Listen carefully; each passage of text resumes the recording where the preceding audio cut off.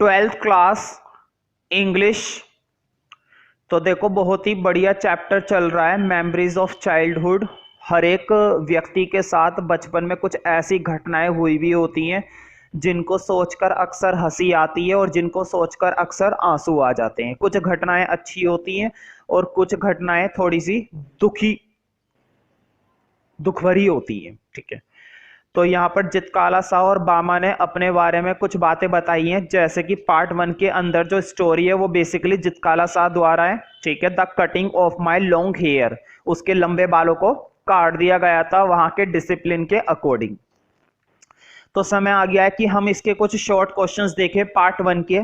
First question देखते हैं भाई, how were the Indian girls dressed. Indian girls की कैसी ड्रेस होती है, जैसे कि तुम्हें मालूम है जहां पर जिस स्कूल में वो थी वहां के कायदे कानून, वहां के रूल्स, वहां के डिसिप्लिन के अकॉर्डिंग वहां का जो पहनावा था लड़कियों का वो कैसा था, वो हमें यहां पर एक्सप्लेन करना है। The Indian girls were in stiff shoes. Stiff का मतलब होता है हार्ड, सख्त जूते।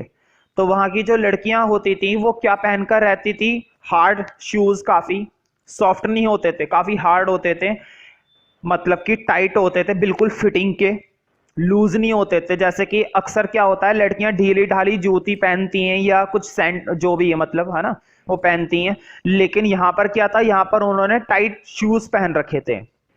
एंड क्लोजली क्लिंगिंग ड्रेसेस, और बिल्कुल बदन से चिपकी हुई ड्रेस, एक ऐसी ड्रेस जो पूरी तरीके से बॉडी से टाइट थी और बॉडी से चिपकी हुई थी, जो कि थोड़ी सी अभद्र भी लगती है, अगर सही बात बताऊं तो थोड़ी सी वाहियात भी लगती है, लेकिन वहां का कल्चर ऐसा था, मतलब जैसा कि इस चैप्टर के अंदर बताया गया उस हिसाब से। The small girls were sleeved apron, और वहां की जो छोटी लड़कियां थी वो एप्रन पहनती हैं, स्लीव एप्रन जो बॉडी पर आगे की तरफ लटका हुआ होता है, एंड सिंगल्ड हेयर, और उनके बाल छोटे होते हैं, बड़े बाल रखना वहां पर अलाउड नहीं था।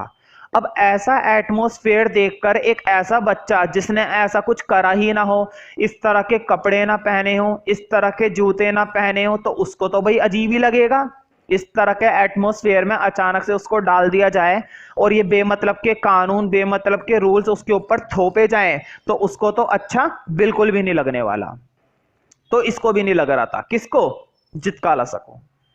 इट वॉज जितकाला सा फर्स्ट डे इन स्कूल, जितकाला सा का पहला दिन था स्कूल में।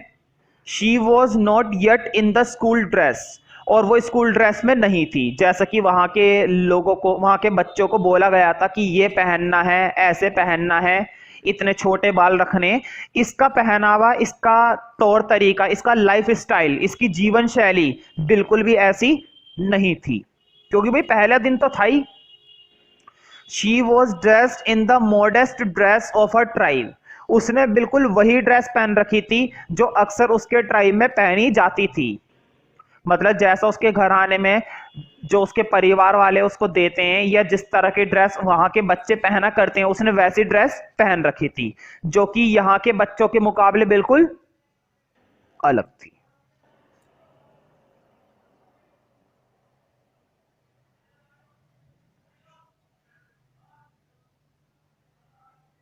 नेक्स्ट क्वेश्चन,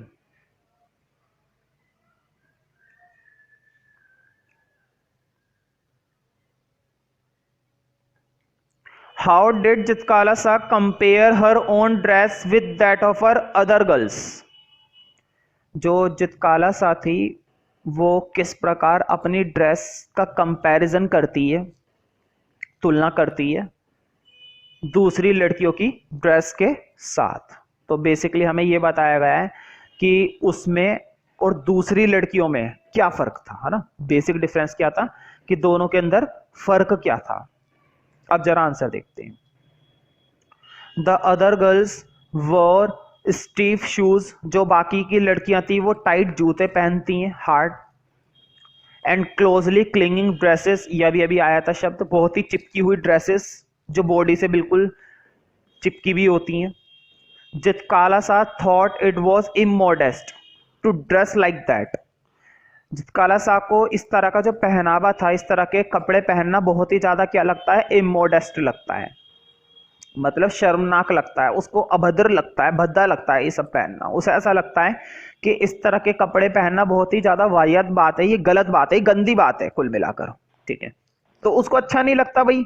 अक्सर क्या होता है, हम किसी ऐसी जगह चले जाएं जहां पर हमारे जैसे लोग नहीं है, लोग तो खैर हमारे जैसे होते हैं, वहां का कल्चर अलग होता है, वहां का बोलने चालने का तरीका अलग होता है, वहां पे उठने बैठने का रहने का तरीका अलग होता है, तो हमें अजीब लगता है। तो बिल्कुल इसी को ऐसा लग रहा था। She was wearing soft flat shoes. वो क्या करती है, वो सॉफ्ट फ्लैट शूज पहनती है, और लड़कियों की तरह नहीं टाइट जूते पहनने वाली लड़की, ये सॉफ्ट शूज पहनती है, मुलायम। एंड द लूज क्लोथ, और ढीले ढाले कपड़े पहनती है जैसे कि इसके कल्चर में, इसके ट्राइब में पहने जाते हैं। Even without her blanket on her shoulder she was feeling very she. तो बिना ब्लैंकेट के, भाई जैसे हमारी में होता है ना, चुन्नी वगैरह डाल के रहते हैं, है ना, ओढ़नी डाल के रहते हैं, तो इनकी में क्या होता है, बिना ब्लैंकेट के लड़कियां बाहर निकलती ही नहीं है। जिस परिवार से, जिस फैमिली बैकग्राउंड से ये ताल्लुक रखती है, तो वहां की लड़कियां जो होती हैं वो बिना ब्लैंकेट के बाहर नहीं निकलती। और अगर निकल भी जाती है तो ये कैसा महसूस करती है, she was feeling very she, भद्दा, बहुत ही शर्मनाक महसूस करती है अंदर ही अंदर, कि बिना ब्लैंकेट के हम कितनी लज्जा आती है कुल मिलाकर, है ना। छोड़ो बाकी के शब्द, नेक्स्ट क्वेश्चन देखते हैं। I felt like sinking to the floor. ये जितकाला सा कहती है कहानी के अंदर। सिंकिंग, सिंकिंग का मतलब होता है घुटन सी हो जाना, सिकुड़ जाना, सिंक हो जाना, वैसे श्रिंक होता है। धनसन इसका हिंदी में शब्द होता है, मतलब धनसन, घनसन बोले या धनसन बोले पता नहीं क्या है, ठीक है। मतलब अंदर ही अंदर थोड़ा सा हिचकिचाना, एक तरीके से दिल छोटा करना, है ना, मुरझा जाना, है ना। कोई हमसे बात नहीं कर रहा, या हम हट कर हैं, हम दूसरों से अलग लग रहे हैं, बेवकूफ लग रहे हैं कुल मिलाकर, है ना। तो उसने ऐसा क्यों कहा, When did she feel so and why? उसे ऐसा कब महसूस हुआ और क्यों महसूस हुआ। हुआ क्या था, खाने का टाइम था, लंच करना था, तो सभी को डाइनिंग टेबल पर बुलाया गया था, इसको भी बुलाया गया जितकालासा को। अब ये क्या होता है, ये एकदम से ब्लैंकेट वगैरह रखती है अपने कंधे पर, क्या रखती है, ब्लैंकेट रखती है। वहां की लड़कियों को तो कोई ब्लैंकेट वगैरह नहीं मिला हुआ था, क्योंकि वहां के कल्चर में वो अलाउड नहीं था। लेकिन ये लड़की अभी अभी नहीं आई थी जितकालासा, तो इसने ब्लैंकेट डाल रखा था। तो अचानक से क्या होता है, इसका ब्लैंकेट खिसक के नीचे गिर जाता है फ्लोर पर। अब दूसरी लड़कियों के लिए तो ये बहुत ही ज्यादा आम बात है, क्योंकि उनके शोल्डर पर तो किसी भी प्रकार का कोई ब्लैंकेट है ही नहीं। लेकिन इसके लिए बहुत ही बड़ी बेशर्मी की बात थी, मतलब ये अंदर ही अंदर खुद को घुटन महसूस कर रही थी कि कितनी बड़ी बात हो गई, मेरा ब्लैंकेट गिर गया, मतलब कंधे पर से जो ब्लैंकेट डाल रखा था इसने वो गिर गया।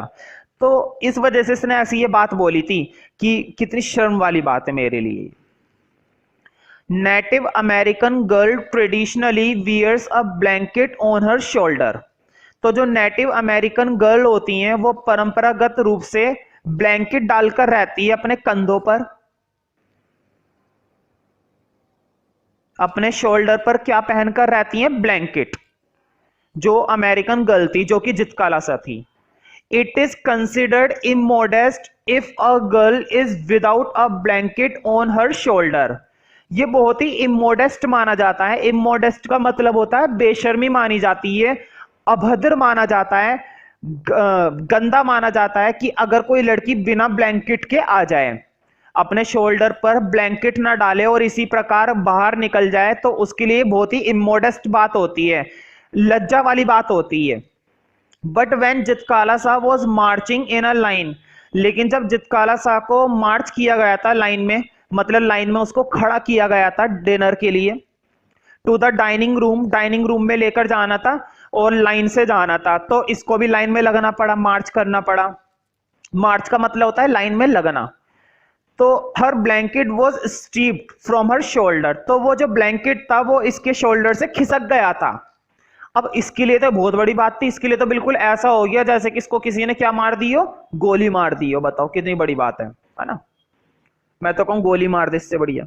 चलो खैर, तो अचानक से वो ब्लैंकेट इसके कंधे से खिसक जाता है। इन हर शेम तो शर्मिंदगी में जितकाला सा felt like sinking to the floor, तो जितकाला सा महसूस करती है एक घुटन सी, एक दिल को छोटा करने वाली बात, मतलब नजरें नहीं मिला पा रही ये दूसरों से कि मेरे साथ तो कितनी बड़ी अनहोनी हो गई, जबकि इतनी बड़ी बात नहीं थी वहां के लोगों के लिए, है ना, लेकिन इसके लिए ये बात बहुत बड़ी थी।